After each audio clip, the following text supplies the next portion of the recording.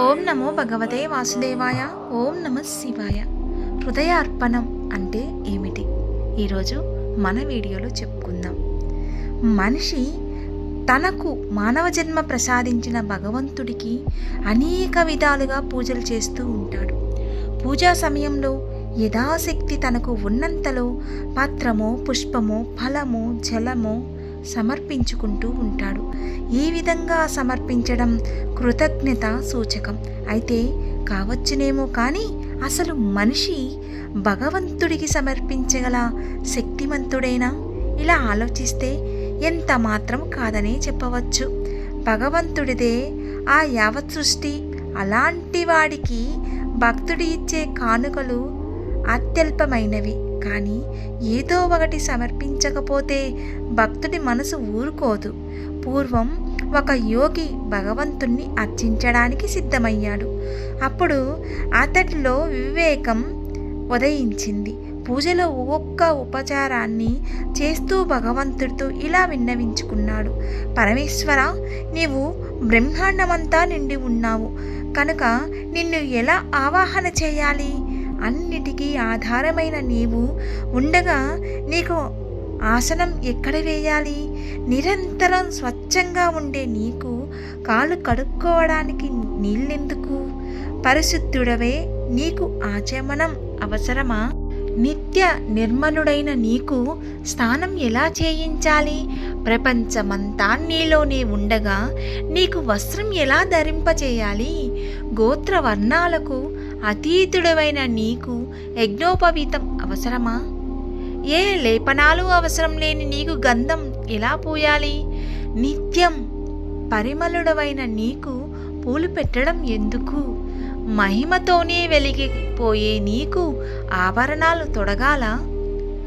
నిరంజనుడైన నీకు ధూపం వేయడం సరి అయినదేనా? జగత్తుకే సాక్షిగా నిలిచిన నీకు దీపం అవసరమా? నిజమైన ఆనందంతో నిలిచే నీకు నైవేద్యం ఎందుకు? విశ్వానికే ఆనందాన్ని అందించే నీకు తాంబూలాన్ని అర్పించి సంతృప్తి పరచగలనా?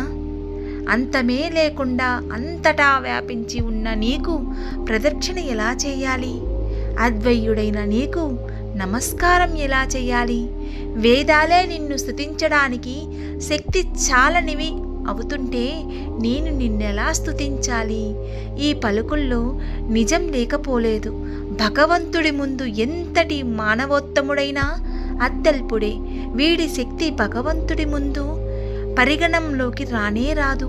అయినా భగవంతుడే మనిషి చేసే పూజలకు స్వీకరిస్తున్నాడంటే ఆయన అపార కారుణ్యం వర్ణింపలేనిది. నిజంగా భగవంతుడు మనిషి నుంచే కోరేవి సంపదలు. నిజంగా భగవంతుడు మనిషి నుంచి కోరేవి సంపదలు కావు, వస్తువులు అంతకన్నా కావు. ఆయన మనిషి నుంచి హృదయార్పణ కోరుతాడు. భక్తితో స్మరిస్తే చాలునంటాడు. కానీ మనిషి మనసు చంచలం, చపలం, స్థిరంగా ఒక్కచోట ఉండదు. లౌకిక లంపటాల వల్ల భగవంతుడిపై లగ్నం కాదు.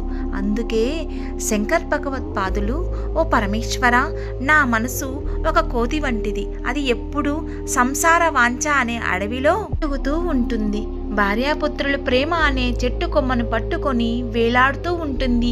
క్షణం తీరిక లేకుండా అటు ఇటు పరుగులు తీస్తుంటుంది. అందువల్ల నా మనసు అనే కోతిని నీకు అర్పిస్తున్నాను.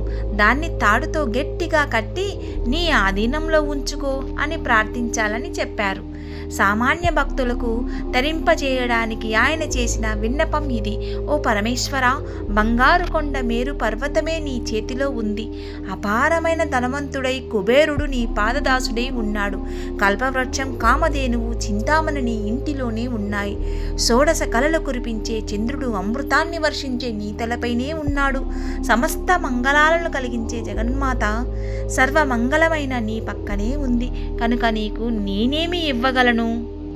నా దగ్గర ఉన్నది ఒక్కటే మనసు, అది నీకు సమర్పిస్తున్నాను అని హృదయాన్ని అర్పిస్తే భగవంతుడు ఎంతో ఇష్టపడతాడు. అచంచలమైన విశ్వాసం, అకుంఠిత భక్తి అన్నిటికీ నివేదించగలను.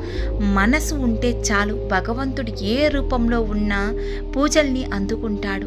అట్టహాసాలు, ఆర్భాటాలు నిజమైన పూజలు కావు.